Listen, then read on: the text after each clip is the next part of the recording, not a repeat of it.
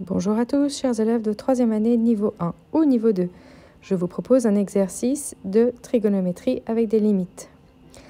Nous commencerons uniquement par les impairs. Ici, nous avons sinus de 2x sur x. La technique, avec 0 sur 0 et des fonctions trigo, est d'appliquer un théorème.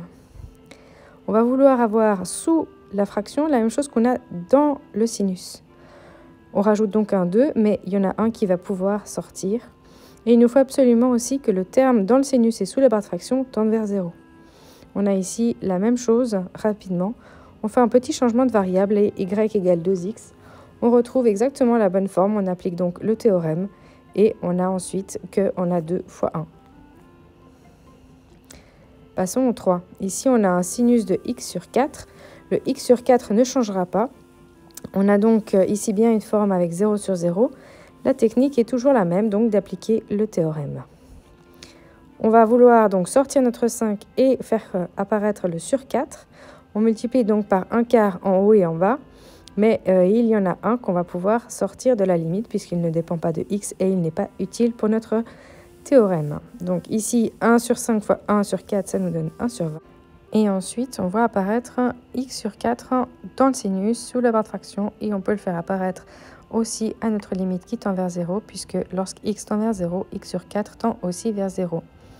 On peut donc faire un changement de variable appelé x sur 4 et on applique enfin notre théorème puisqu'on a la bonne forme. On a donc 1 pour la limite et 1 sur 20 devant. Prochain, ici nous avons une tangente, donc toujours la calculatrice en radians pour tester et vous avez du 0 sur 0. Ici, la technique est d'utiliser que la tangente s'écrit comme sinus sur cosinus, évidemment en 7x. Et puis, on va pouvoir ensuite changer ici en 3 limites. Une limite avec un sinus de 7x, une limite avec le cosinus de 7x au dénominateur et une limite avec le sinus de 3x au dénominateur. Il nous manque des x, on multiplie une fois en haut, une fois en bas, et sur le cosinus, eh bien, il reste 1. On fait apparaître le 7 en haut et en bas sur les bonnes fractions et puis le 3 pareil. On a donc 7 sur 3 et on sépare le reste en 3 limites. Vous aurez compris qui donneront à chaque fois 1 selon l'application du théorème. N'oubliez pas les bonnes justifications et les limites à chaque étape. Pour le cosinus, on n'a pas le théorème à appliquer. Ici, c'est simplement une fonction continue et son image donne 1. On a donc à la fin 7 sur 3 pour cette limite-là. La limite, elle peut être déplacée au dénominateur. Et on a 1. Pour la prochaine limite, on observe que nous n'avons pas 0, mais x moins 1 qui va revenir à 0. Quand on remplacera y égale à x moins 1, x moins 1 eh bien, tendra vers 0, donc y tend vers 0. C'est assez immédiat avec un changement de variable qu'on obtient 1 aussi. Pour le suivant, attention cosinus, l'idée ici c'est d'observer qu'on a x moins pi sur 2 et x moins pi sur 2, eh bien il y a une propriété de trigonométrie qui nous permettra de le transformer en un sinus. Prenons donc le cercle trigonométrique et avec le cercle trigonométrique on va regarder où se situe le cosinus de x et puis on va regarder x moins pi sur 2 ou plutôt pi sur 2 moins x. L'angle x, la droite qui coupe le cercle, sa coordonnée horizontale, c'est le cosinus. Maintenant, on va avoir ici l'angle pi sur 2 moins x. Ici en rose, la coordonnée verticale, c'est le sinus. On voit que le bleu est égal au rose au niveau de la distance. Et donc, on va avoir que le cos de x est égal à sinus de pi sur 2 moins x. Seulement, voilà, on veut le contraire. On veut pi sur 2 après le moins. Donc, on va sortir un moins du sinus et comme ça on aura bien le même sens, x moins pi sur 2. On peut donc ici reprendre notre énoncé et changer le cosinus en moins sinus de x moins pi sur 2. Le moins sort de la limite, c'est la multiplication par un moins 1. Et on remarque que si x tend vers pi sur 2, eh bien alors en notant y égale à x moins pi sur 2, eh bien x qui tend vers pi sur 2, on aura le y qui tend vers 0. Et ainsi, on aura exactement la bonne forme pour appliquer le théorème avec un moins devant, sous-entendu que donc on a moins 1. À vous maintenant de faire la colonne avec les numéros pairs. Je vous demande d'arrêter la vidéo et de faire les prochains tout seul. Essayez et puis on corrige. On corrige? Vous avez vraiment essayé? N'hésitez pas à arrêter entre chaque calcul. Donc ici, on va faire les numéros paire. J'ai un petit post-it avec mes propriétés.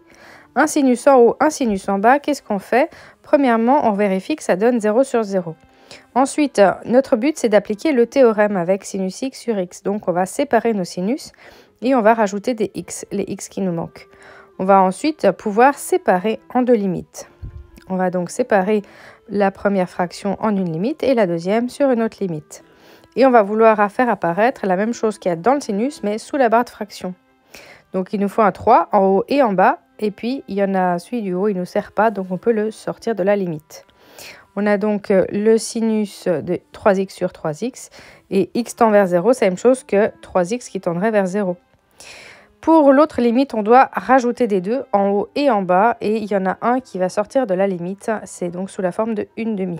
Mais voilà, ici, on a le sinus en bas.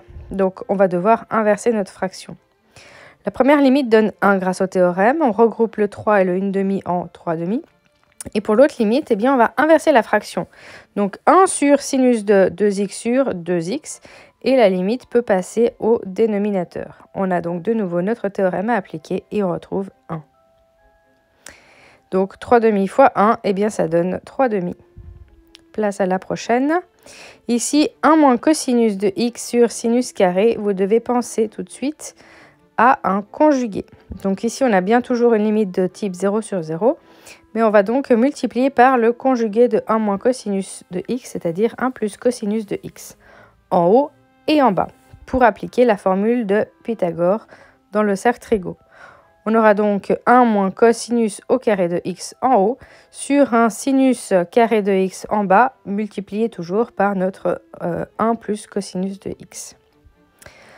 1 moins cosinus de x, on a dit, ça vient de Pythagore dans le cercle trigonométrique et ça revient à un sinus carré de x. Vous le voyez aussi en bas, ça va pouvoir être simplifié. Il va donc rester le 1 plus cosinus toujours.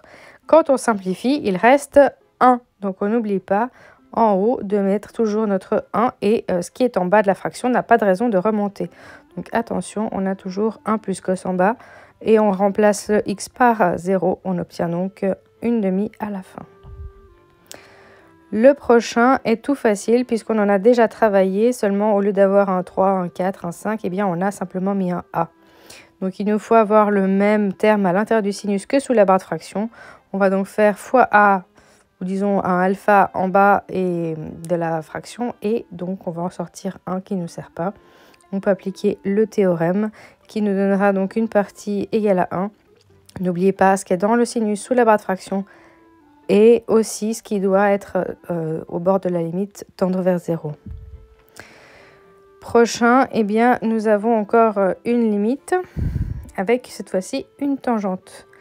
La tangente, c'est toujours la même astuce, il faut transformer ça en un sinus x sur cosinus x.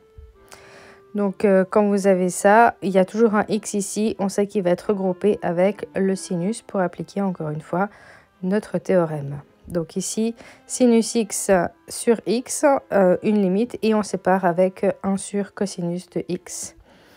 Donc ici, la première limite, c'est exactement la formulation de notre théorème, et l'autre, eh bien, c'est une fonction continue. On peut donc calculer simplement l'image. Pour la dernière, ici, on voit un polynôme et un sinus. Donc on est content d'avoir le sinus et du x en bas, mais il va falloir mettre x en évidence et ensuite séparer les limites. Sinus x sur x, ça va donc nous faire apparaître la bonne forme du théorème. Et ensuite, on aura un polynôme, toujours au dénominateur. On aura donc 1 sur 2x plus 1. On pourra simplement calculer l'image de ce deuxième calcul de limite. Et puis, en remplaçant x par 0, on obtient donc 1. Et voilà pour cet exercice 2.10. Si ça a été trop vite, n'hésitez pas à arrêter et repasser. Je vous souhaite de belles révisions à tous.